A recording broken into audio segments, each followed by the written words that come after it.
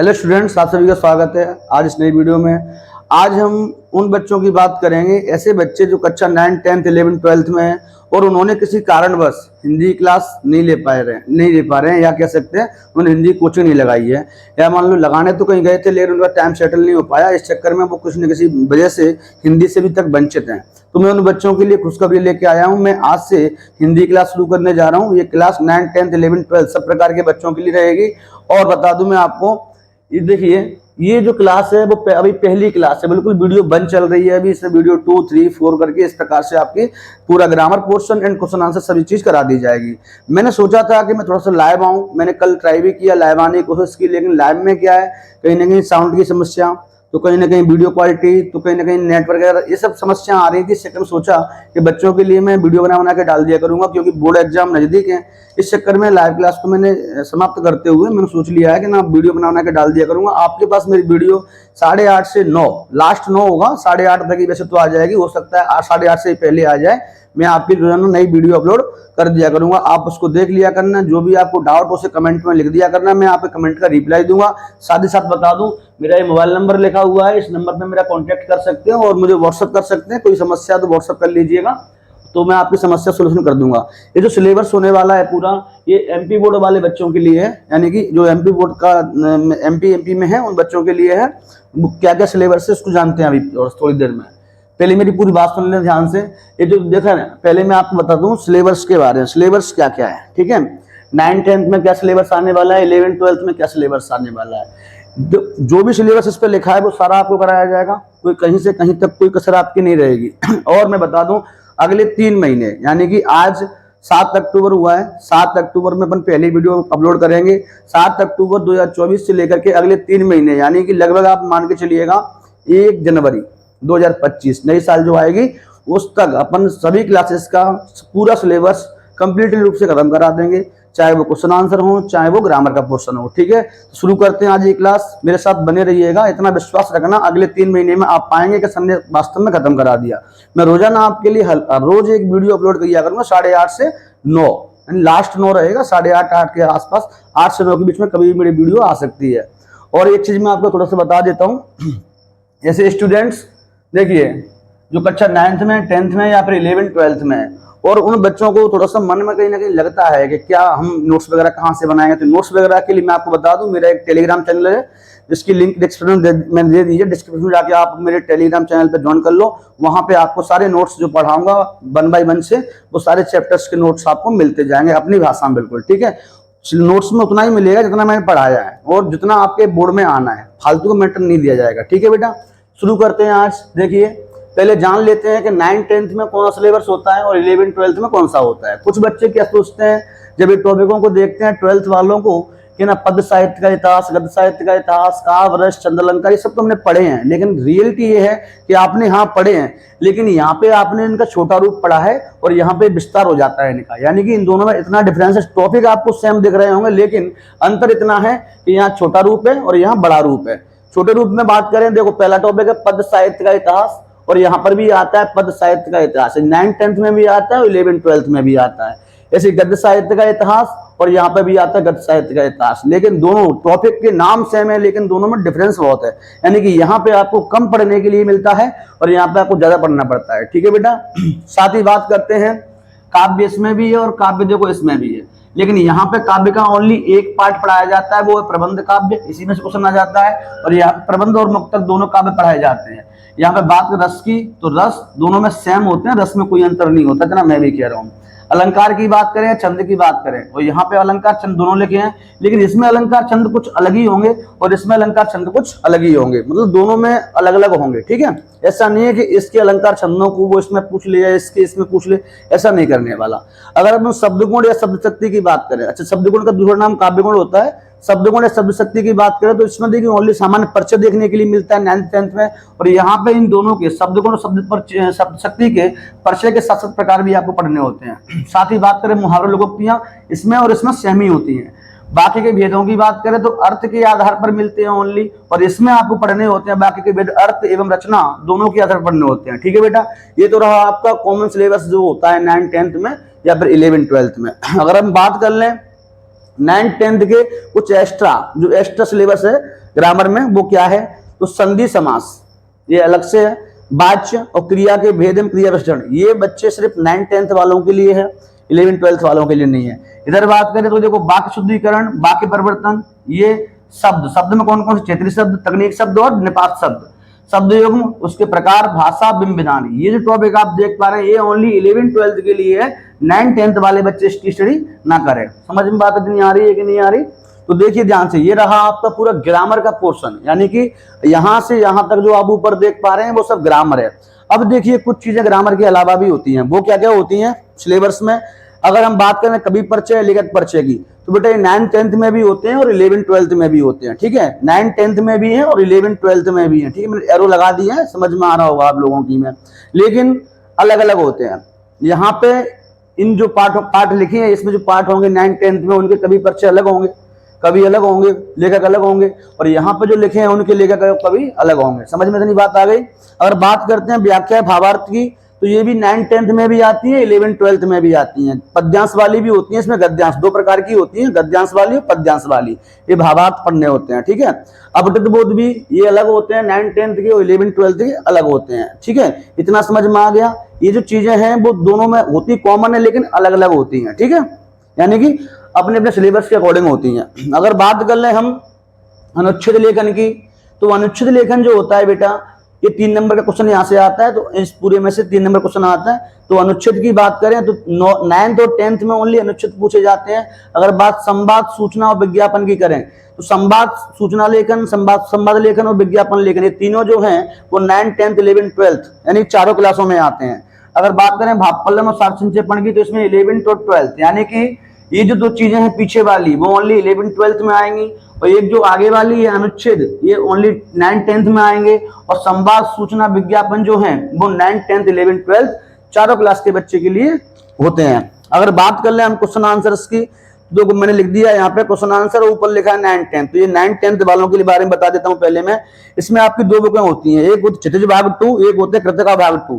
क्षितिज भाग 2 के भी 2 भाग होते हैं, पहला होता है पद्य खंड, दूसरा होता है गद्य खंड। पद्य खंड में कुल 6 पार्ट है, गद्य खंड में भी कुल 6 पार्ट है, और कृतिका भाग दूसरे नंबर की बुक है, इसमें कुल 3 पार्ट है, तो 6 और 6 12 और 3 15, यानी कुल मिला के आपके क्वेश्चन आंसर जो है 15 पार्टों में से आने हैं, ठीक है। अगर हम बात करें 11th 12th के क्वेश्चन आंसर्स की, तो देखो इसमें होती है, देखो 9th 10th में 2 बुकें हैं, जैसे इसमें 11th 12th में 3 बुकें हो जाती हैं, आरोह भाग 2, वितान भाग 2 और व्यक्ति एवं माध्यम, ठीक है।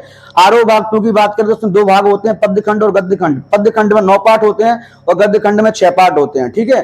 वितान भाग 2 की बात करें 3 पार्ट इसमें होते हैं, व्यक्ति और माध्यम की बात करें तो 8 पार्ट इसमें होते हैं। कुल मिला के 9, 6, 15 और 3 18 और 8 26, कुल मिलाकर के 11th 12th की बात की जाए तो 26 पार्ट आपको पढ़ने पड़ेंगे, तब क्वेश्चन आंसर जाके आपको मिलेंगे।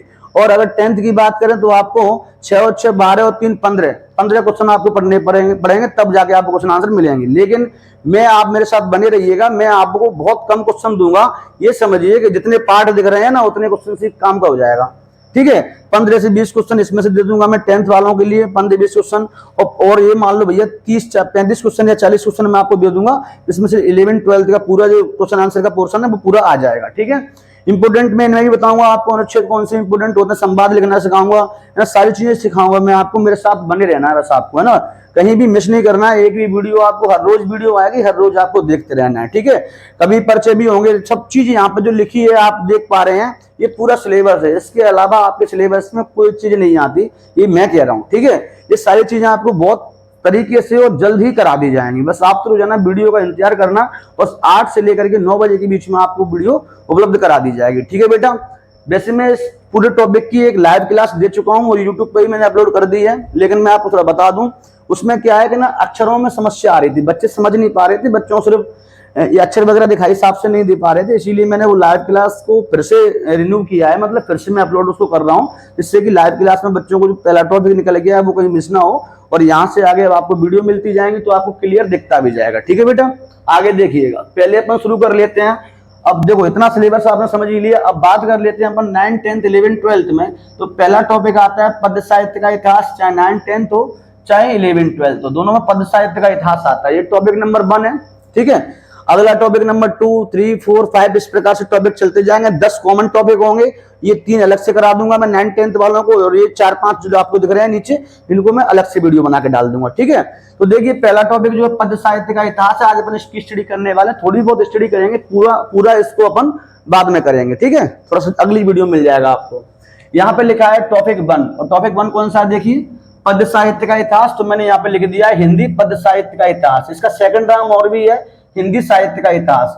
चाहे तो आपसे कोई कहे हिंदी पद्य साहित्य का इतिहास क्या है, या फिर कहे हिंदी साहित्य का इतिहास क्या है, दोनों का मतलब सेम है। तो क्वेश्चन कैसे पूछता है थोड़ा समझ ही लीजिए। पहले एक चीज मैं आपको बता दूं, ये टॉपिक 1 का पार्ट 1 है, यानी जो आप देख पा रहे हैं टॉपिक 1 चल रहा है, अभी इसका ये पार्ट 1 है। अभी इसी टॉपिक 1 का यानी इसी मैटर से रिलेटिव इससे क्वेश्चन आंसर जो है वो पार्ट 2 में आ जाएंगे। ठीक है, तो अभी ये पार्ट 1 आप समझ लो पहले अच्छे से। थोड़ा सा मैं बारे में बता दूं, इसमें 5 या 6 नंबर क्वेश्चन आता है। अगर हम बात करें 11 12 की, तो 11 12 में इससे पिछले साल 2024 की बात करते हैं, इसी साल की, इसी साल जो 2024 में एक 4 नंबर क्वेश्चन आया था और 2 नंबर की ओटियां आई थी, कुल मिला के 6 नंबर का आया। अगर हम बात करें 2023 की, 2023 में 5 नंबर की ओटियां आई थी। तो आपको कुछ भी जानकारी इसकी मिस नहीं करनी है, कोई भी क्वेश्चन छोड़ना नहीं है फालतू का, मैं आपको बताऊंगा, बस आपको वो फॉलो करना है। ठीक है बेटा, तो देखिए 5-6 नंबर का आपका मैटर यहाँ पे शुरू, मतलब ये मान लो इसी से हो जाएगा 5-6 नंबर का मैटर आपका। अब देखिए क्वेश्चन क्या पूछता है पहला, कि हिंदी साहित्य के इतिहास को, या कह सकता है वो हिंदी पद्य साहित्य के इतिहास को, कुछ भी बोलो दोनों में से। अब पूछेगा कितने भागों में बांटा गया है, ऐसे पूछेगा हिंदी साहित्य के इतिहास को कितने भागों में बांटा गया है, या फिर पूछेगा हिंदी पद्य साहित्य के इतिहास को कितने भागों में बांटा गया है। तो देखिए आपके सामने दिख रहे हैं 1 2 3 4, ये 4 भाग हैं, 4 भागों में इसको बांटा गया है। ठीक है बेटा, 4 भागों में इसको बांटा गया है। अब थोड़ा आगे ध्यान देना, पहली एक चीज और समझ लो, इसको बांटा किसने था, तो इसको बांटा था आचार्य रामचंद्र शुक्ल जी ने। ठीक है, यानी आचार्य रामचंद्र शुक्ल जी, तो उन्होंने इसको बांट दिया 4 भागों में। 4 भाग कौन कौन से हैं, थोड़ा सा इन पर गौर कर लेते हैं। पहले भाग का नाम है आदिकाल, जिसका दूसरा नाम होता है वीरगाथा काल। आप आदिकाल कहो या वीरगाथा काल कहो, बात एक ही है। ठीक है, दूसरा होता है पूर्व मध्य काल, या इसको कहते हैं भक्ति काल। ठीक है, तीसरा है उत्तर मध्य काल, इसका सेकंड नाम है रीतिकाल। चौथा आपका गद्य काल, इसका सेकंड नाम है आधुनिक काल। थोड़ा समझने वाली बात क्या है, इसका नाम वीरगाथा काल है। वीरगाथा काल नाम कैसे पड़ा, देखिए ये जो काल चल रहा था, यानी कि ये समय चल रहा था आदिकाल वाला, या कह सकते हैं वीरगाथा काल चल रहा था। इसमें क्या हुआ था कि पहले राजा महाराजा हुआ करते थे, वो अपने दरबार में यानी अपने घर में एक प्रकार से कोई कवि रखते थे। कवि क्या करता था, उनके ऊपर बढ़िया बढ़िया कविताएं लिखता था, उनकी बहादुरी की चर्चा लिखता था उस कविता में, उनका उत्साह बढ़ाने के लिए। ठीक है, तो मान लो एक कविता आपको सुनाता हूँ, जिसमें आपको लगेगा कि हाँ उसकी वीरता की वर्णन किया जा रहा है। मैं कहता हूँ, चमक उठी सन 57 में वह तलवार पुरानी थी, बूढ़े भारत में भी आई फिर से नई जवानी थी, खूब लड़ी मर्दानी वह तो झांसी वाली रानी थी, और बूढ़े भारत में भी आई फिर से नई जवानी थी। इस प्रकार की जो कविताएं आप सुन रहे हैं मेरे मुंह से, ये जो कविताएं हैं ये वीरता वाली कविताएं हैं। तो इसी प्रकार की कविताएं इस काल में लिखी जाती थी, आदिकाल में, इसीलिए इस काल का नाम वीरगाथा काल पड़ गया। समझ में इतनी बात आ गई कि नहीं आ गई। अगर हम बात करें पूर्व मध्य काल की, तो पूर्व मध्य काल का नाम सेकंड है भक्ति काल। तो समझ में आ रहा होगा, इसमें जो है भक्ति भाव से ओतप्रोत कविताएं लिखी जाती थी, चाहे वो राम के भजन हो, चाहे वो कृष्ण के भजन हो, किसी प्रकार की जो भक्ति भाव वाली कविताएं हुआ करती थी वो लिखी जाती थी। जैसे मैं थोड़ा सा आपको भजन सुनाता हूँ, मेरी बात सुनना ध्यान से, है ना। राम नाम के हीरे मोती मैं बिखराऊं गली गली, और ले ले रे कोई राम का प्यारा सुर मचाऊं गली गली। जिन जिन ने ये मोती लूटे वो तो माला माल हुए, धन दौलत के बने पुजारी आखिर वो कंगाल हुए। ये जो आप सुन पा रहे हैं ये कहीं ना कहीं राम के ऊपर भजन है। तो ये जो भजन है वो किस काल से आ सकता है, यानी इस भजन को अपन किस काल में रख सकते हैं, इसी प्रकार के भजन जो राम के ऊपर हैं। अच्छा, कृष्ण के ऊपर आपने सुने हो, कबीरदास जी के दोहे सुने हैं ना, गुरु गोविंद दो खड़े काके लागू पाए, और बलिहारी गुरु आपके जो गोविंद जी बताए। इस प्रकार का आपने दोहा पढ़ा होगा, ये दोहा है, भजन है, ये राम और कृष्ण के ऊपर टोटल मिला करके जो भजन राम गीत आप पढ़ते हैं, तो वो सब किसके अंतर्गत आते हैं, भक्ति काल के अंतर्गत। इस प्रकार की भक्ति भाव वाली कविताएं भक्ति काल में कही जाती थी, यानी कि पूर्व मध्य काल में कही जाती थी, इसलिए इस पूर्व मध्य काल का सेकंड नाम पड़ेगा भक्ति काल। ठीक है, अगर बात करते हैं उत्तर मध्य काल की, उत्तर मध्य काल में क्या होता था, रीति रिवाज आ गया, यानी समय निकलता जा रहा है भैया, और समय के अनुसार सारी चीजें बदलती रहती है ना। ये तो प्रकृति का नियम है कि परिवर्तन प्रकृति में जो होता रहता है समय के अनुसार। ठीक है, तो देखिए उत्तर मध्य काल जो होता है इसमें क्या होता है, रीति रिवाज वाली, यानी कि मैं एक सुनाता हूँ आपको।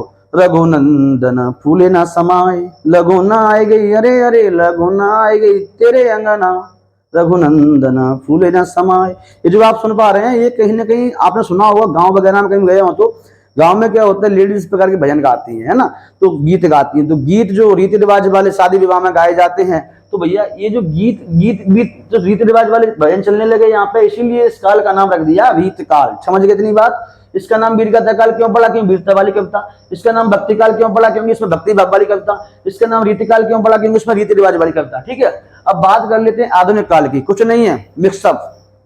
मिक्सअप का मतलब चाहे कुछ भी गाओ, भजन गाओ, चाहे वीरता वाली कविता गाओ, चाहे भक्ति काल वाली कविता गाओ, या रीति रिवाज वाली गाओ, जो मन आए वो गाओ, नहीं तो निशी के गाने गाओ। समझ गए मेरी बात? कुछ भी आप गा सकते हैं, ये आप पे डिपेंड करेगा। ये चल रहा है आधुनिक काल में। आधुनिक काल में कोई भैया वो नहीं है ना, जो मन पा रहा है वो गाता जा रहा है इंसान। ठीक है, तो ये है आधुनिक काल की पहचान। कोई दिक्कत तो नहीं यहाँ पे किसी बच्चे को? अच्छा, अब थोड़ा सा बात कर लेते हैं। मैंने यहाँ पे ये जो काल तो आपने समझ लिए, आदिकाल, पूर्व मध्यकाल, उत्तर मध्यकाल, गद्यकाल। इसको गद्यकाल भी जानते हैं, आधुनिक काल भी जानते हैं। थोड़ा सा इसके बारे में इतना, अगर हमने नाम, उनके सेकंड नाम तो जान लिए, लेकिन अब हम इनकी डेट जानेंगे कि ये जो आदिकाल है वो कब से कब तक चला है। ठीक है, और जो ये कब से कब तक चला, ये कब से कब तक, और ये कब से कब तक। ठीक है, इनके बारे में जानते हैं। तो देखो मैंने यहाँ पर 2 डेट मेंशन की है, एक डेट ये वाली है और या करके मैं दूसरी डेट ये लिखी है। समझ में आ रहा होगा, सबको दिख रहा होगा साहब? ठीक है, देखो कोई भी समस्या अगर आपको आती है, देखने में कोई समस्या आ रही है, तो वैसे मैं आपको नोट्स प्रोवाइड करा दूंगा पीडीएफ वगैरह के फॉर्म में, है ना, तो आप वहां से अच्छे से साफ दिख जाएगा। लेकिन फिर भी यहाँ पे भी कोई चीज नहीं दिख रही है तो आप इसको मेरे से कमेंट में पूछ सकते हैं, मैं आपको बता दूंगा। इसका फोटो अच्छे से खींच के भेज दूंगा आपके लिए, है ना। तो देखिए ध्यान से, 2 सन आपको दिख रही है। एक ये वाली डेट लिखी हुई है जो बता रही है कि आदिकाल यहाँ से यहाँ तक चला था। ये बता रही है देखो संवत 1050 से 1375 तक। ठीक है, और यहाँ पे बताया जा रहा है सन 993 ईस्वी से सन 1318 ईस्वी तक। देखो भैया 2 प्रकार से।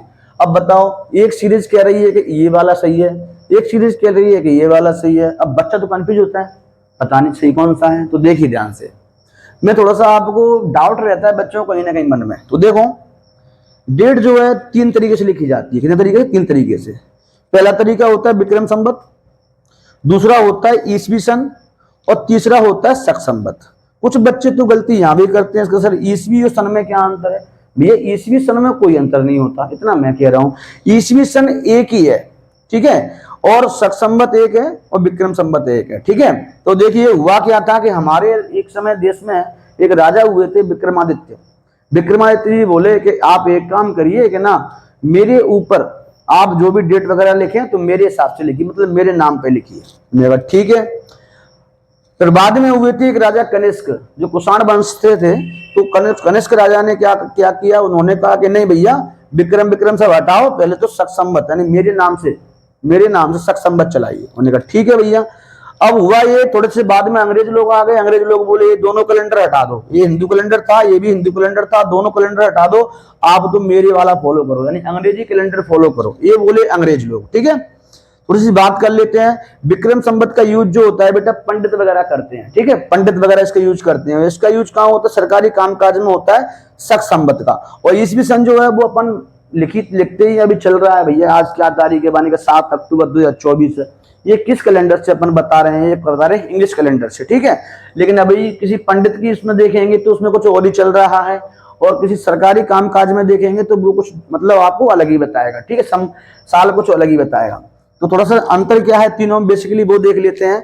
तो देखिए ईसवी सन जो है वो उसके अकॉर्डिंग अभी चल रहा है 2024। अगर हम बात करें विक्रम संवत के अकॉर्डिंग, पंडितों के कैलेंडर में अगर देखेंगे तो उसमें चल रहा होगा बेटा 2081। यानी क्या अंतर दिख रहा है कि ईसवी सन से, यानी कि जो इंग्लिश कैलेंडर है जो अपन यूज करते हैं, उससे जो विक्रम संवत है पंडितों का कैलेंडर है वो 57 वर्ष आगे है। क्या है? 57 वर्ष आगे है। ठीक है, और अगर हम बात करें शक संवत की, तो ईसवी संवत से 2024 से चल रहा है अभी, और शक संवत जो है 78 वर्ष पीछे है। यानी कि यदि ईसवी सन चल रहा है अभी 2024, तो शक संवत चल रहा है 1940। समझ गए? और विक्रम संवत चल रहा है 2081। यानी कहने का मतलब ये इंग्लिश कैलेंडर जो अपन यूज कर रहे हैं, इससे जो हिंदू कैलेंडर हमारा विक्रम संवत वाला है वो 57 वर्ष आगे है, और दूसरा हिंदू कैलेंडर हमारा 78 वर्ष पीछे है इससे। ठीक है, समझ में इतना आ गया कि नहीं आ गया?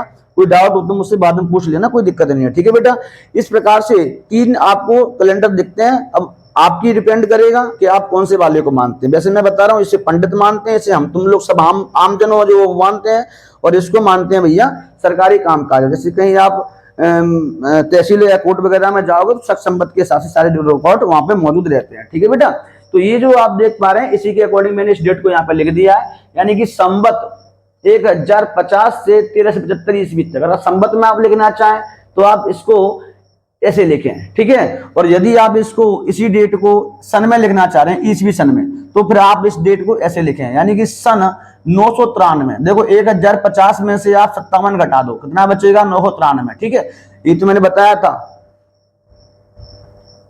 57 घटा दो, आपका इसे आ जाएगा। यानी कि ऊपर डेट लिखी है वो लिखिए 2081, और यहां से आप 57 घटा दें 2024 बचेगा। तो यदि हम इसकी बात करें तो 1050 है, तो यहाँ कितना है? 993। ठीक है, तो ईस्वी सन जो होता है वो संवत से, विक्रम संवत से क्या 57 साल पीछे है। ऐसा बोल सकते हैं, आप कह सकते हैं इससे 57 वर्ष आगे है, इससे ये वाला 57 वर्ष आगे है, या आप कह सकते हैं इससे 57 वर्ष क्या है? पीछे है। तो 1050 लिखा है, इसका मतलब 993 हो गया। ठीक है, 1375 लिखा है, इसका मतलब 1318 हो गया। कुल मिला के आपको इस डेट में से 57 वर्ष घटा देना है, तो दोनों डेट निकल आएंगे नीचे वाली, ऊपर वाली में से ऊपर वाली निकल आएगी, नीचे वाली से नीचे वाली निकल आएगी। ठीक है, लेकिन बोलने का तरीका क्या रहेगा? संवत 1050 से, यहाँ पे ईस्वी नहीं लगाना आपको, ओनली क्या बोलना है? संवत 1050 से 1375 तक। ठीक है, और यहाँ पे जब आप बोलेंगे तो सन 993 ईस्वी से, यहाँ पे ईस्वी आपको लगाना पड़ेगा, यहाँ पे ईस्वी नहीं लगाएंगे। ठीक है, और सन 1318 ईस्वी तक, कोई दिक्कत तो नहीं है। ऐसे आप दोनों में से कोई भी डेट याद कर सकते हैं। तो मैं आपको कोई भी कर लेना भैया, आपकी डिपेंड करेगा। दोनों के बारे में बता, देखो कितने समय चल रहा है, दोनों के बारे में बता रहा हूँ। संवत 1375 से 1700 तक। ठीक है, सन 1318 ईस्वी से सन 1643 ईस्वी तक। ठीक है, आगे बात करें संवत 1700 से 1900 तक, और बात करें सन 1643 ईस्वी से सन 1843 ईस्वी तक। अगर इसकी बात करें संवत 1900 से आज तक, या कह सकते हैं सन 1843 ईस्वी से आज तक, जैसा आपका मन करे वैसा आप लिख सकते हैं। ठीक है, अब देखिए थोड़ा सा समझने वाली बात क्या है, इसको याद कर लेते हैं। तो मैं कह रहा हूं कि आप इसको इससे याद कर लो, आसान पड़ेगा। देखो यहां और यहां कितने का अंतर दिख रहा है आपको? यानी कि जो आदिकाल है वो चला था 325 साल, 1050 से 1375, यानी 325 साल चला। भक्तिकाल की बात कर लेते हैं, तो भक्तिकाल देखिए 1375 ईस्वी से 1700 तक, ये भी आपका 325 साल चला। 325 साल आदिकाल चला, या वीरगाथा काल, यानी वीरता वाली कविताएं लिखी जा रही थी। इसमें भक्तिकाल वाली कविता लिखी, 325 साल तक भक्तिकाल वाली कविता लिखी गई। और बात करें 1700 से 1900, यानी कि 200 साल तक चला था आपका उत्तर मध्यकाल या रीतिकाल। इसमें रीति रिवाज वाली चली, और आधुनिक काल तो आप समझ ही रहे होंगे, मिक्सअप चल रहा है सब कुछ। ये 1900 से चल रहा है और आज तक चल रहा है, यानी 1900 से अभी चल रहा है 2024। तो इसका मतलब इसको चलते चलते अभी तक 124 साल हो गया है। ठीक है, अभी कितना और चलेगा ये कुछ कह नहीं सकते। ठीक है बेटा, कोई दिक्कत तो नहीं यहां तक। तो देखिए अब क्वेश्चन पूछता है कि गद्य काल की प्रारंभ कब से हुआ, तो गद्य काल की शुरुआत मानी जाती है 1900 से। ठीक है, अगर आपको संवत में बोलना है तो आप 1900 बोलेंगे, या फिर आपको सन में बोलना है तो 1843 ईस्वी से बोलेंगे। ठीक है, सन में बोलना है तो ये वाली डेट बोलना, संवत में बोलना है तो ये वाली बोलना। ठीक है, तो गद्य काल हो या फिर आधुनिक काल हो, दोनों की शुरुआत 1900 से मानी जाती है संवत में, और 1843 से मानी जाती है ईस्वी सन में। ठीक है, इतना दिमाग में हो गया सबकी में, थोड़ा सा दिमाग और लगाइए।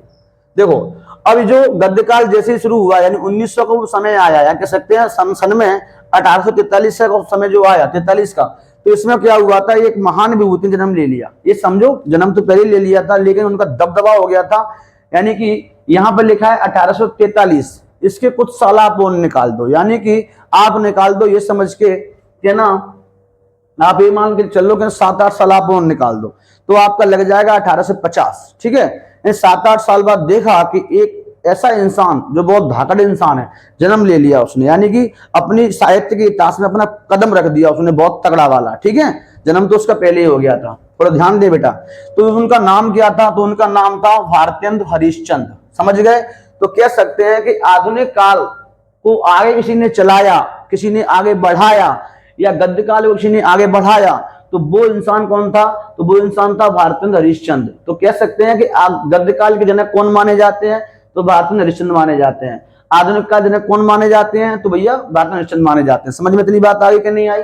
तो देखिएगा अब ये क्या हुआ था, जैसे आधुनिक काल शुरू हुआ तो भारत जी ने अपना दबदबा शुरू कर दिया। दबदबे में क्या हुआ था बेटा, थोड़ा सा इसको मिटा देता हूं मैं, ये क्या लाइव क्लास मैंने ली थी ना उसका लिखा हुआ है, तो मैं आज दोबारा से इसको शूट कर रहा हूँ वीडियो को, इस चक्कर में मिटाना पड़ रहा है। ठीक है बेटा, आपको ना रोजाना वीडियो आया करेगी, आप नो टेंशन होकर पढ़ाई करना, मैं आपके साथ हूं बिल्कुल पेपर तक। ठीक है, सारी जानकारी आपको दूंगा, इसके लिए आप मेरा चैनल है उसको सब्सक्राइब कर लेना, क्योंकि आपको नोटिफिकेशन चाहिए।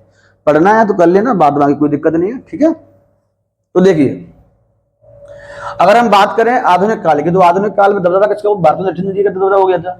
भारत लक्ष्मण जी ने क्या किया, यहां से यहां तक जो सभी काल चलते आ रहे हैं, यानी कि 1050 से बात करें 1900 तक, इन सभी कालों में बस एक ही चीज हुआ करती थी, कविताएं। क्या हुआ करती थी, कविताएं। कविताओं के अलावा कुछ जो लोग जानते ही नहीं थे, तो भारत हरिश्चंद्र जी आए, उन्होंने पहली कविताएं लिखना शुरू कर दी 1850 से। 43 से आगे समझिए मेरी बात, 43 में काल शुरू हो गया और 50 में दबदबा हो गया किसका, भारत हरिश्चंद्र जी का। इन्हीं के नाम पे इस युग को, पहला युग का नाम दे दिया गया है भारतेंद्र युग। ठीक है, तो आधुनिक काल को ना 6 भागों में बांट दो, आधुनिक काल को 6 भागों में बांट दिया, सिर्फ आधुनिक काल को बांटना है, गद्य काल को नहीं। अभी आधुनिक काल को बांट दिया 6 भागों में, देख सकते हैं आप। पहला भाग क्या है, भारतेंद्र युग। दूसरा भाग क्या है, द्विवेदी युग। ये पहले थे इसीलिए इनके नाम पे ये वाला युग पड़ गया। दूसरे है आचार्य महावीर प्रसाद द्विवेदी, इनके नाम पे युग पड़ गया द्विवेदी युग। फिर आया छायावादी युग, फिर आया प्रगतिवादी युग, फिर आया प्रयोगवादी युग, फिर आया नई कविता। इस प्रकार से कुल 6 युग आ जाते हैं। ठीक है, ये जो किसके भाग हैं, ये सब है आधुनिक काल के। ठीक है, आप इसको डेट के भी देख सकते हैं। इसकी शुरुआत देखो 43 के बाद 1850 से हो गई थी, और कब तक चला, 1900 तक। ठीक है, यहाँ 1900 से 1920, यानी कि ये वाला चला था आपका 50 वर्ष, ये वाला चला ओनली 20 वर्ष, और ये वाला चला ओनली 16 वर्ष। 1920 से 36 तक 16 वर्ष, और 36 से 43 यानी कि 7 वर्ष। ठीक है बेटा, और यहां से बात करें ये 7 वर्ष चला, और ये भी देखो 43 से 1950 तक, ये भी 7 वर्ष, और 1950 से अब तक चल रही है वो कौन सी है, नई कविता। नई कविता को चलते चलते अभी 74 साल हो जा रहा है, होने जा रहा है। देख सकते हैं आप कितना ज्यादा चल रही है, ये सब युग बहुत कम कम चले हैं। ठीक है, नई कविताएं आजकल ज्यादा फेमस है, कविताओं को भी लोग बाग पढ़ रहे हैं अभी आधुनिक काल के अंतर्गत। इसमें जो कविताएं लिखी जाती थी उनको लोग कम पसंद करते थे, जिसको युग को हटा दिया गया। ठीक है, आगे देखिएगा, तो भारतेंद्र जी अब ये आ गए इसमें, तो उन्होंने कुछ कवियों को, लेखकों को, कवियों को बुलाया, मेनली लेखकों को बुलाया, और बोले क्यों लेखक भाई साहब, क्या आपको सिर्फ कविताएं लिखना आती हैं? कवियों से बोला क्या आपको कुछ कविताएं लिखना आती हैं? उन्होंने कहा नहीं, हमें तो और भी कुछ लिखना आता है। तो लेखक कवियों से पूछा, तो उन्होंने कहा कुछ और क्यों नहीं लिखते आप लोग, सिर्फ हमेशा कविता ही क्यों लिखते रहते हो? यहां से यहां तक 99% कविताएं लिखी जाती थी। जैसे ही आधुनिक काल आया तो कविताएं तो भैया इनमें भी लिख रहे हैं, कविताएं तो इनमें भी लिखती जा रही हैं, लेकिन कविताओं के साथ साथ कुछ और भी लिखना है। उनने कहा क्या लिखे? उनने कहा यार नाटक लिखो, एकांकी लिखो, कहानी लिखो, उपन्यास लिखो, संस्मरण लिखो, रिपोर्टाज लिखो, जो मर्जी है वो लिखो, आप कविताओं से क्यों लगे रहते हो कविताओं में? तो बोले अच्छा, इससे क्या फायदा होगा? कि इससे ये फायदा होगा कि जो हमारे यहाँ देखो ये समय जो चल रहा है 1900 है ना, 1900 का समय चल रहा है, ये आप कह सकते हैं 1900 के समय में, यानी 1850 की बात कर लेते हैं, उस समय अंग्रेजों का बहुत बड़ा दबदबा था। तो हमारे कवि तो लिखते तो थे देश के ऊपर, देशभक्ति वाली कविताएं लिखते थे, लेकिन उनको लोग समझ नहीं पाते थे। आपने कभी किसी कविता का अर्थ किया हो तो थोड़ा सा आप सोच के देखो कि हम कितने अच्छे से अर्थ कर पाते हैं, नहीं कर पाते ना। ठीक ऐसे ही हमारे यहाँ के लोग थे कम पढ़े लिखे थे, तो कविताओं को अर्थ अच्छे से कर नहीं पाते थे। इसीलिए उन्होंने कहा कि आप कविता की जगह कहानी लिखना शुरू कर दो ना, निबंध लिखना शुरू कर दो। निबंध वगैरह, कहानी वगैरह लिखेंगे तो लोग बाग उनको अच्छे से पढ़ेंगे, तो सब लोगों के अंदर देशभक्ति पैदा हो जाएगी। अच्छा, ये महत्व था, भारतेंद्र जी ने समझा दिया, भारतेंद्र जी ने उनको।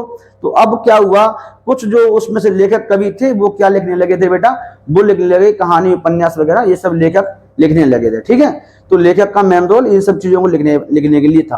और कवि क्या कर रहे थे, कवि बोले कि हम तो कविताएं लिखेंगे, लेकिन कविता को आसान रूप में लिख देंगे। ठीक है, इसीलिए लास्ट में आसान करते करते अब नई कविताएं आ गई हैं। आजकल की कविताएं ऐसी होती हैं जिनका आप अर्थ आराम से समझ सकते हैं। ठीक है, इसी के साथ मैं आपको बता दूं, तो अब ये कविताएं चल रही हैं, इसमें अब बात कर लेते हैं गद्य काल की। देखो आधुनिक काल में चल रही हैं सब कविताएं, इसके 6 भाग हैं।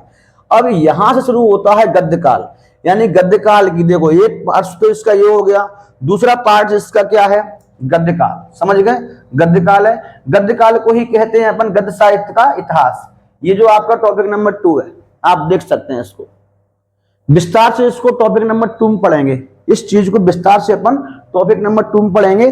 पहले थोड़ा सा इसका इंट्रोडक्शन ले लेते हैं, एक बार थोड़ा बहुत जानकारी इसकी एक ओवरव्यू दे देता हूं मैं आपको यहाँ पे। तो गद्यकाल, गद्यकाल का दूसरा नाम क्या है? गद्य साहित्य का इतिहास। तो कोई पूछता है कि पद्य साहित्य के इतिहास की शुरुआत कब से हुई, तो आप बोलेंगे 1050 ईस्वी से, सॉरी 1050 से, ठीक है। और यदि कोई आपसे पूछता है कि गद्यकाल या कह सकते हैं गद्य साहित्य की शुरुआत कब से हुई, तो इसकी हुई है बेटा 1850 ईस्वी से, ठीक है। और कब तक चला है? चलता ही आ रहा है, अभी तक चल ही रहा है, ठीक है। तो देखिए इसका प्रारंभ, अच्छा ये जो लिखा है सन, ये क्या में लिखा है? संवत में। संवत की बात करें तो 1900, और यहाँ पे लिखा है सन में। सन की बात करें तो 1850 या फिर 1950 संवत के, सॉरी 1900 संवत कह सकते हैं आप, या फिर सन में कहेंगे तो 1850 कहेंगे, ठीक है। तो 1900 शुरुआत हुई थी संवत में, और सन में शुरुआत कब से हुई थी इसकी? 1850 से हुई थी, ठीक है। कोई दिक्कत तो नहीं है। तो गद्यकाल की प्रारंभ 1900 से माना जाता है, ठीक है। आप 1900 लिख देना, कोई दिक्कत नहीं। संवत 1900 से माना जाता है। इसके मेन लीडर कौन है? हीरो कौन है? जनक कौन है? तो जनक है इसके भारत हरिश्चंद्र जी। इसके भी कौन थे? हरिश्चंद्र जी थे, यानी पूरा दबदबा हरिश्चंद्र जी का था, कोई दिक्कत तो नहीं है। अब इसमें क्या हुआ, कुछ कुछ विधाएं लिखने, जैसे नाटक एक विधा होती है, कहानी एक विधा होती है। विधा का मतलब है एक अलग चीज है, यानी कविता के छोड़ करके एक अलग चीज का निर्माण हो गया। नाटक का, एकांकी का, उपन्यास का, कहानी का, रिपोर्टाज का, भेंट वार्ता का, ये सबका निर्माण हो गया। निर्माण हुआ तो इसमें कुछ तो मैन रही, यानी कि उन्होंने अपना बढ़िया दबदबा बना लिया, और कुछ तो थी छोटी छोटी रह गई थी, इनकी थोड़ी कम वैल्यू थी, इनकी ज्यादा वैल्यू थी। तो जिनकी ज्यादा वैल्यू थी उनको कहा गया प्रमुख विधाएं, और जिनकी कम वैल्यू थी उनको कहा जाता है गौण विधाएं या लघु विधाएं या फिर प्रकीर्ण विधाएं, जो भी आप नाम इनमें से बोलना चाहें बोल सकते हैं। तो कम वैल्यू वाली की ये नाम है, मैं लघु विधा में डाल दिया उनको, और अधिक वैल्यू वालियों को प्रमुख विधाओं में डाल दिया। तो अब जो इसमें लिखी जा रही थी कविताएं आधुनिक काल के इन सभी युगों में, साथ ही साथ इन्हीं के साथ में चल रही थी अपनी प्रमुख विधाएं और गौण विधाएं। नाटक, एकांकी, उपन्यास, कहानी, इनकी भी शुरुआत 1900 से हो गई थी, ठीक है। जैसे इनकी युगों की शुरुआत हुई थी वैसे इनकी शुरुआत हो गई थी, कोई दिक्कत तो नहीं यहाँ तक किसी बच्चे को। और अच्छा, प्रमुख विधाएं जो होती हैं वो 6 होती हैं, और जो लघु विधाएं या गौण विधाएं कह सकते हैं ये 10 होती हैं। इनको अपन स्टडी करेंगे टॉपिक नंबर 2 में बहुत अच्छे से, टेंशन ना करिए, आपको पूरा पढ़ने के लिए मिलेगा इनके बारे में, ठीक है। अब थोड़ा सा मैं आपको एक चीज बता देता हूँ, इसी के साथ थोड़ा सा ये तो खत्म हो गया, यानी आपने समझ लिया कि इसके कुल कितने भाग हैं? 4 भाग, 1 2 3 4। ये 4 भागों में से जो आधुनिक काल है इसको बांट दिया 6 भागों में, 6 भागों की डेट वगैरह लिखी है, और साथ ही गद्य काल भी शुरू हो गया था यहीं से, ठीक है। गद्य काल को बांट दिया 2 भागों, प्रमुख विधाएं और लघु विधाओं के रूप में। अब एक क्वेश्चन आता है कि बच्चे अक्सर पूछते हैं कि सर पद्य में और गद्य में क्या अंतर होता है, तो मैं उनको बता दूं। दूसरा क्वेश्चन ये भी बनता है कि सर कवि में और लेखक में क्या अंतर होता है, तो थोड़ा सा बता दूं। अगर मैं कवि में और लेखक में अंतर बताना चाहूं तो कवि जो है पद्य लिखते हैं और लेखक जो है गद्य लिखते हैं, ठीक है सर। आपने बता दिया कवि पद्य लिखते हैं, लेखक गद्य लिखते हैं, लेकिन सर हमें तो पता ही नहीं है पद्य क्या होता है, गद्य क्या होता है। थोड़ा सा बता देता हूं मैं आपको ये भजन सुना रहा हूं, फिर से सुनना है मेरी बात को।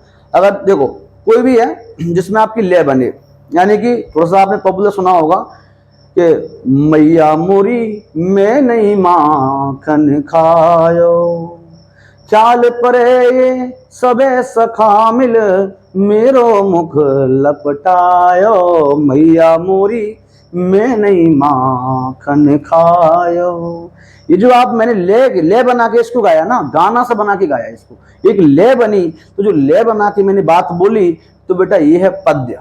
और यदि मैं कहूं कि मैया मोरी मैंने माखन नहीं खायो, इन सब सकन ने प्लानिंग करके मेरे मुंह पे लगा दो है, तो ये जो क्या है, ये है अपनी भाषा में बोली जाने वाली चीज, तो इसे कहते हैं गद्य। यानी कि जो भी आप ले बना के बोलें, गाएं, लिखें, पढ़ें, कुछ भी करें, इसमें ले बन रही है तो वो है पद्य। और इसमें ले ना बने, सिंपल भाषा है, जैसे कहानी कोई ले बनाते हैं क्या? नहीं बनाते।